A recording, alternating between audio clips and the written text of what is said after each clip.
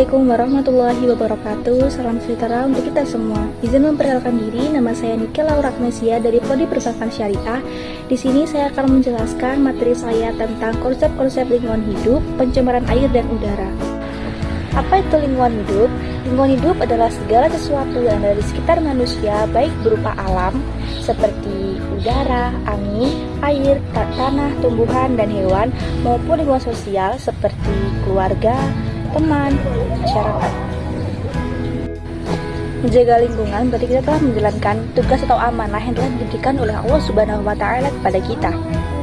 Ini merupakan bentuk ketaatan dan tanggung jawab manusia sebagai khalifah atau pemimpin di bumi ini untuk menjaga dan melestarikan bumi. Dalam Islam, menjaga lingkungan termasuk menjaga keseimbangan alam atau tawazun. Selanjutnya, larangan merusak lingkungan atau fasadul ard yang telah dijelaskan pada surat Al-A'raf ayat 56 yang berbunyi Bismillahirrahmanirrahim wa la tufsidu fil ardi ba'da islahiha wad'uhu khaufan wa tama'an ila rahmatullahi qaribun minal muslimin.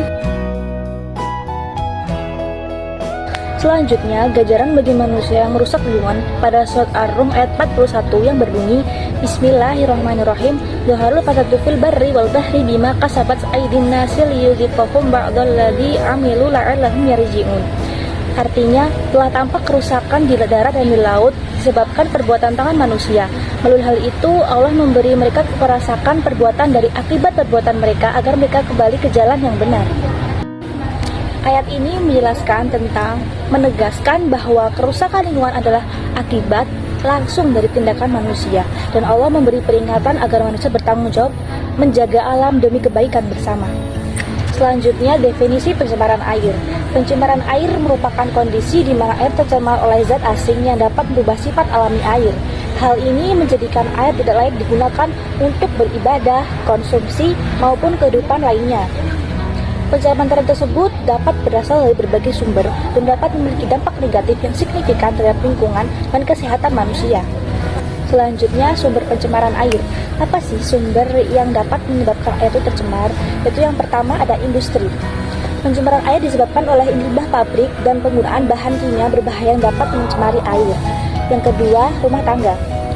Limbah sabun dan deterjen bersama dengan sampah organik juga berkontribusi terhadap pencemaran di lingkungan sekitar. Dan yang ketiga, pertanian, penggunaan pupuk dan posisi yang berlebihan. Yang selanjutnya, dampak pencemaran air terhadap makhluk hidup dan lingkungan. Yang pertama, mengganggu kesehatan manusia.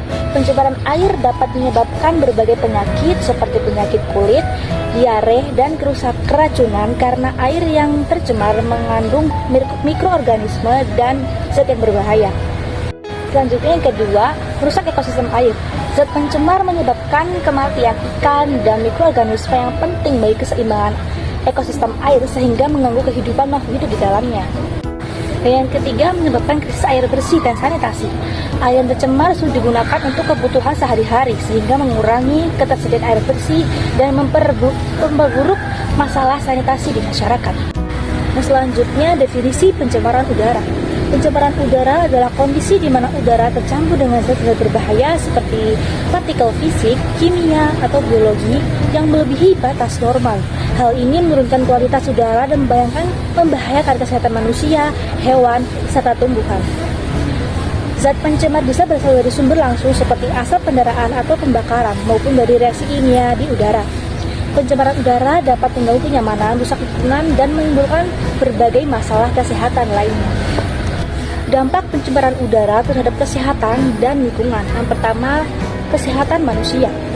Pencemaran udara dapat menyebabkan berbagai masalah kesehatan seperti infeksi saluran pernapasan akut, asma, iritasi mata dan kulit, serta penyakit paru-paru kronis akut. Yang kedua, lingkungan. Polusi udara merusak lapisan ozon yang melindungi bumi, mencemari tumbuhan, serta menurunkan kualitas tanah dan air. Kerusakan ini mengganggu keseimbangan ekosistem dan mengancam keberlangsungan makhluk hidup. Selanjutnya yang ketiga, iklim. Pencemaran udara mempercepat perubahan iklim global dan meningkatkan efek rumah kaca yang menyebabkan pemanasan global sehingga berdampak pada cuaca, ekosistem, dan kerusakan lingkungan lebih luas. Dari masalah-masalah pencemaran air dan udara perlu pencegahan dan penanggulangan dalam Islam. Yang pertama, menjaga kebersihan pribadi dan lingkungan sebagai bentuk ibadah dan tanggung jawab menjaga ciptaan Allah Subhanahu wa Ta'ala. Dan yang kedua, menghindari pribadi berlaku boros dan merusak alam agar sumber daya tetap terjaga untuk generasi mendatang. Nah, yang ketiga, memberikan edukasi nilai-nilai lingkungan sejak dini agar kesadaran warga menjaga bumi terbentuk sejak dini. Lalu apa yang kita lakukan jika sudah terjadi kerusakan bumi? Jika kerusakan sudah terjadi, langkah penanggulangan juga perlu dilakukan, seperti yang pertama, rehabilitas lahan rusak dan sungai tercemar untuk mengembalikan fungsi lingkungan. Yang kedua, mengurangi penggunaan bahan berbahaya yang dapat mencemari dan merusak alam. Yang ketiga, kolaborasi antar komunitas dan menjaga dan melestarikan lingkungan secara bersama-sama.